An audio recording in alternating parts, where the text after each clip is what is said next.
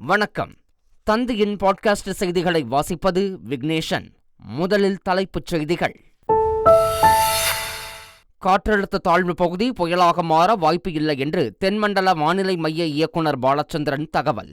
இன்று முதல் தமிழகம் மற்றும் புதுச்சேரியில் அநேக இடங்களில் கனமழைக்கு வாய்ப்புள்ளதாகவும் அறிவிப்பு. திருவண்ணாமலை மாவட்டத்தில் பெஞ்சல் புயலால் பாதிக்கப்பட்ட பகுதிகளை ஆய்வு செய்த மத்திய குழு விளை நிலங்களை பார்வையிட்டு விவசாயிகளிடம் குறைகளை கேட்டறிந்தனர்.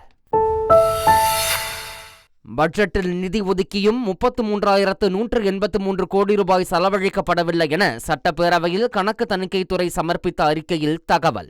தமிழக அரசின் கடன் கட்டுக்குள் உள்ளது என்று தமிழக முதன்மை கணக்காயர் பேட்டி. விசிகவில் இருந்து இடைநீக்கம் செய்யப்பட்ட ஆதவ் அர்ஜுனாவிற்கு எதிராக இயக்குனர் அமீர் மீண்டும் பதிவு. மக்களுக்கு தெரியாமல் மன்னரை உருவாக்கியவர் தனக்கு பதவி கிடைக்கவில்லை என்றவுடன் மக்களிடம் பிரச்சாரம் செய்ய போகிறேன் என்கிறார் என விமர்சனம். கடவுளே அஜித் என்ற கோஷம் என்னை கவலையடைய செய்கிறது. பொது இடங்களில் ஆக்ரோஷத்தை ஏற்படுத்தும் இந்த செயலை நிறுத்துமாறு ரசிகர்களுக்கு நடிகர் அஜித் வேண்டுகோள். நடிகர் மன்சூர் அலிகானின் மகன் கைது செய்யப்பட்ட வழக்கில் கைதான 2 பேர் குறித்து திடுக்கிடும் தகவல். பாங்காங்கில் இருந்து போதைப் பொருளை கொரியரில் வரவழைத்து அதிக விலைக்கு விற்றது அம்பலம். இனி விரிவான செய்திகள். கடலூர், மயிலாடுதுறை, நாகப்பட்டினம், திருவாரூர், தஞ்சாவூர், புதுக்கோட்டை மற்றும் காரைக்காலில் இன்று மிக கனமழைக்கு வாய்ப்புள்ளதாக வானிலை ஆய்வு மையம் தெரிவித்துள்ளது. வங்கக்கடலில் நிலை கொண்டுள்ள ஆழ்ந்த காற்றழுத்த தாழ்வு பகுதி இலங்கை, தமிழக கடலோர பகுதிகளை நோக்கி நகரக்கூடும் என தெரிவிக்கப்பட்டுள்ளது. இதனால் சென்னை, திருவள்ளூர், காஞ்சிபுரம், அரியலூர், கள்ளக்குறிச்சி, விழுப்புரம், சிவகங்கை, ராமநாதபுரத்தில் கனமழைக்கு வாய்ப்புள்ளதாக வானிலை ஆய்வு மையத்தின் தென்மண்டல தலைவர் பாலச்சந்திரன் தெரிவித்துள்ளார். சாத்தனூர் அணை திறக்கப்பட்ட விவகாரம் தொடர்பாக சட்டப்பேரவையில் முதலமைச்சர் ஸ்டாலின், எதிர்க்கட்சித் தலைவர் எடப்பாடி பழனிசாமி இடையே காரசார விவாதம் நடைபெற்றது. சாத்தனூர் அணையை திறப்பதாக அறிவிப்பு கொடுத்த 1/4 மணி நேரத்தில் அணையை திறந்துவிட்டதால் பாதிப்பு ஏற்பட்டதாக எடப்பாடி பழனிசாமி தெரிவித்தார். அப்போது சாத்தனூர் அணை 5 முறை எச்சரிக்கை கொடுத்து படிப்படியாக திறந்துவிடப்பட்டதாகவும், அதிமுக ஆட்சியில் செம்பரம்பாக்கம் ஏரி முன்னறிவிப்பின்றி திறக்கப்பட்டதாக இந்திய கணக்காயர் அறிக்கையிலேயே குறிப்பிடப்பட்டுள்ளதாகவும் முதலமைச்சர் ஸ்டாலின் சாடினார்.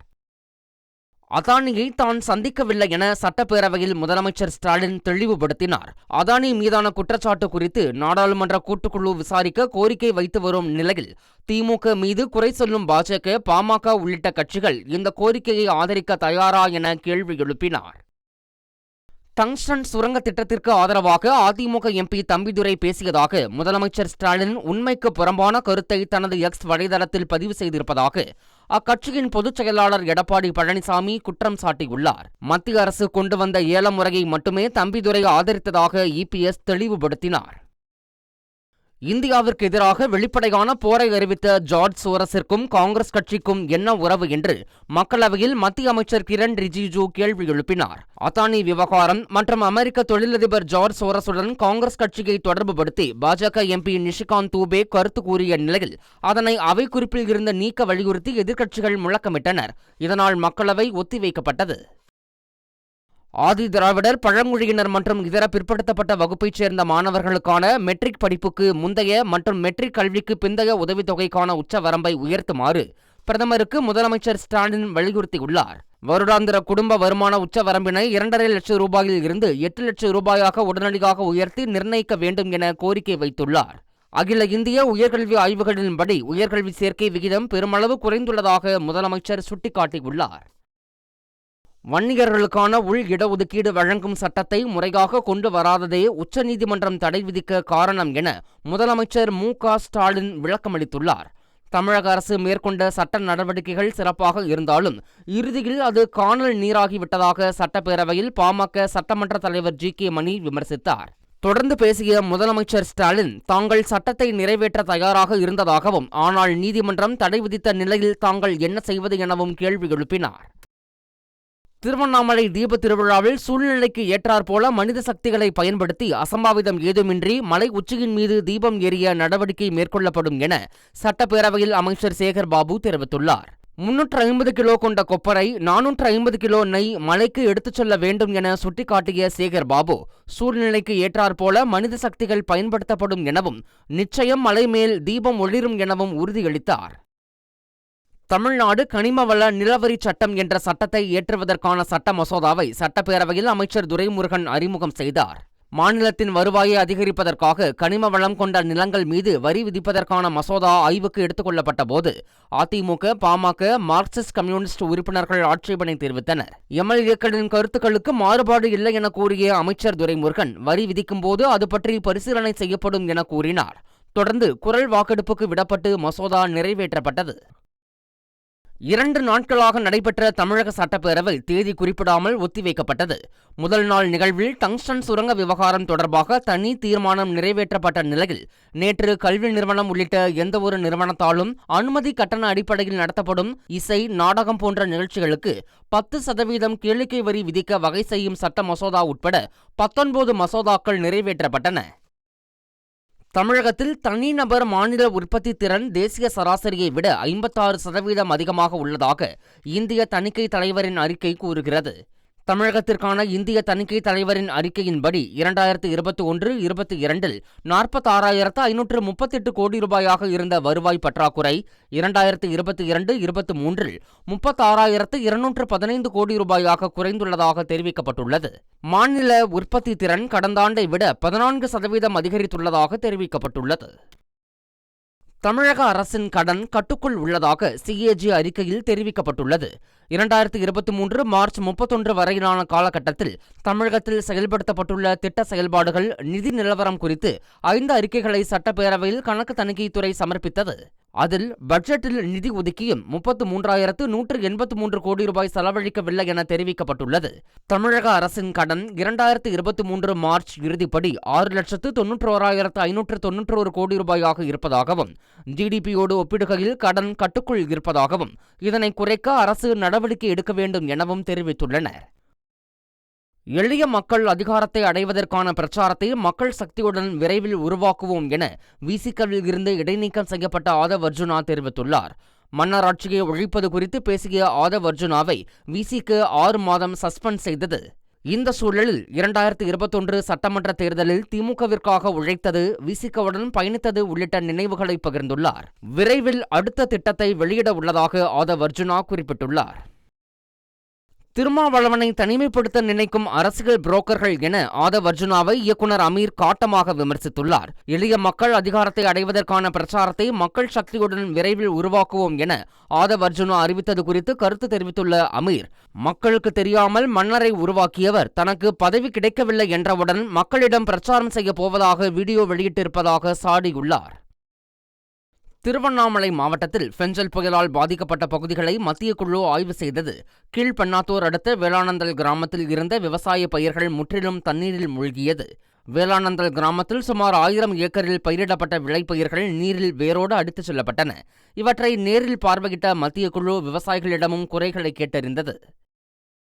கடவுளே அஜித் என்று தம்மை அழைக்க வேண்டாம் என ரசிகர்களுக்கு நடிகர் அஜித்குமார் வேண்டுகோள் விடுத்துள்ளார். கடந்த சில மாதங்களாக கடவுளே அஜித்தே என ஆன்மீக தலங்கள், அரசியல் கட்சி கூட்டங்களில் ரசிகர்கள் கோஷமிடும் வீடியோ இணையத்தில் வேகமாக பரவியது. இதற்கு முற்றுப்புள்ளி வைக்கும் விதமாக அறிக்கை வெளியிட்டுள்ள அஜித்குமார், தன் பெயருடன் வேறு எந்த முன்னொட்டும் சேர்த்து அழைக்கப்படுவதில் தாம் துளியும் உடன்படவில்லை என குறிப்பிட்டுள்ளார். மக்கள் அதிகம் கூடும் இடங்களிலும் அசௌகரியத்தை ஏற்படுத்தும் செயலை நிறுத்துமாறு ரசிகர்களை கேட்டுக் கொண்டார். அல்லு அர்ஜுன் நடித்த புஷ்பா 2 திரைப்படம் உலகம் முழுவதும் 5 நாட்களில் 922 கோடியை வசூலித்து சாதனையை படைத்துள்ளது. இதுவரை வெளியான இந்திய திரைப்படங்களிலேயே முதல் 5 நாளில் இவ்வளவு பெரிய தொகை வசூலித்த திரைப்படம் என்கிற சாதனையையும் புஷ்பா 2 பெற்றுள்ளதாக தயாரிப்பு நிறுவனம் தெரிவித்துள்ளது. இயக்குனர் சக்திவேல் இயக்கத்தில் உருவாகியுள்ள அலங்கு திரைப்படத்தின் ட்ரெய்லரை நடிகர் ரஜினிகாந்த் வெளியிட்டுள்ளார். ரஜினிகாந்தை அவரது இல்லத்தில் படக்குழுவினர் சந்தித்த நிலையில் நேரடியாக ரஜினிகாந்த் ட்ரெய்லரை வெளியிட்டார். உண்மையான சம்பவங்களை அடிப்படையாக கொண்டு உருவாக்கப்பட்டுள்ள இந்த படத்தை பாமக தலைவர் அன்புமணியின் மகள் சங்கமித்ரா தயாரித்துள்ளார். புலம்பெயர்ந்து வாழும் பழங்குடியினரின் வாழ்க்கை தொடர்பான அலங்கு படத்தின் ட்ரெய்லர் இணையத்தில் ரசிகர்களின் கவனத்தை ஈர்த்துள்ளது. ஒரு படத்தின் தணிக்கை சான்றிதழ் தணிக்கை குழுவினரின் மனநிலையை பொறுத்து முடிவு செய்யப்படுவதாக நடிகர் பரத் விமர்சித்துள்ளார். இயக்குனர் பிரசாத் முருகன் இயக்கத்தில் once upon a time in Madras படத்தின் செய்தியாளர் சந்திப்பில் பேசிய பரத், இந்த படத்திற்கு நாங்கள் UA சான்றிதழ் தான் எதிர்பார்த்ததாகவும், ஆனால் A சான்றிதழ் கொடுக்கப்பட்டதாகவும் சுட்டிக்காட்டினார். A சான்றிதழ் கொடுக்கும் அளவிற்கு இந்த படத்தில் காட்சிகள் இல்லை எனவும் பரத் அதிருப்தி தெரிவித்துள்ளார். ராணிப்பேட்டை மாவட்டம் வாலாஜாபேட்டை அடுத்த சுமைதாங்கி பகுதியில் உள்ள பிரபல தனியார் பள்ளியில் 9ஆம் வகுப்பு படித்து வரும் ஈஷா அத்விதா என்ற மாணவி பள்ளி வகுப்பறையில் பேசிக் கொண்டிருந்த போது திடீரென மயங்கி விழுந்துள்ளார். பள்ளி நிர்வாகத்தினர் அருகில் உள்ள தனியார் மருத்துவமனைக்கு அவரை அழைத்துச் சென்றபோது மாணவியை பரிசோதித்த மருத்துவர்கள் அவர் ஏற்கனவே இறந்துவிட்டதாக தெரிவித்தனர். ராணிப்பேட்டை அருகே டெங்கு காய்ச்சலால் பாதிக்கப்பட்ட 8ஆம் வகுப்பு மாணவன் சிகிச்சை பலனின்றி உயிரிழந்தது சோகத்தை ஏற்படுத்தியுள்ளது. வாலாஜாபேட்டையைச் சேர்ந்த சிவகுமார் என்பவரது மகன் ஹரி கடந்த சில நாட்களுக்கு முன்பாக தீவிர குளிர்காய்ச்சல் காரணமாக வாலாஜாபேட்டை அரசு மருத்துவமனையில் அனுமதிக்கப்பட்ட நிலையில் அவருக்கு அங்கு டெங்கு உறுதி செய்யப்பட்டது. தொடர்ந்து வேலூர் அரசு மருத்துவமனையில் அனுமதிக்கப்பட்ட நிலையில் சிகிச்சை பலனின்றி அவர் உயிரிழந்தார். நடிகர் மன்சூர் அலிகானின் மகன் கைது செய்யப்பட்ட வழக்கில் புதிதாக கைது செய்யப்பட்ட 2 பேரிடம் பல திடுக்கிடும் தகவல்கள் வெளியாகியுள்ளன. டார்க் வெப் VPN மூலமாக பாங்காங்கில் இருந்து OG கஞ்சா ஆர்டர் செய்து அவற்றை விமானம், கப்பல் மற்றும் கொரியர் மூலமாக சென்னைக்கு வரவழைத்தது அம்பலமாகியுள்ளது. வாட்ஸ்அப், டெலிகிராம் குரூப் அமைத்து சென்னையில் கடந்த 1 வருடமாக 1 கிராம் கஞ்சாவை 1500 ரூபாய்க்கு வாங்கி 3000 ரூபாய் வரை விற்பனை செய்ததும் தெரியவந்தது. நடிகர் மோகன் பாபு வீட்டில் செய்தி சேகரிக்க சென்ற பத்திரிகையாளரிடம் மைக்கை பிடுங்கி அவர் தாக்கியது சர்ச்சையை ஏற்படுத்தியுள்ளது.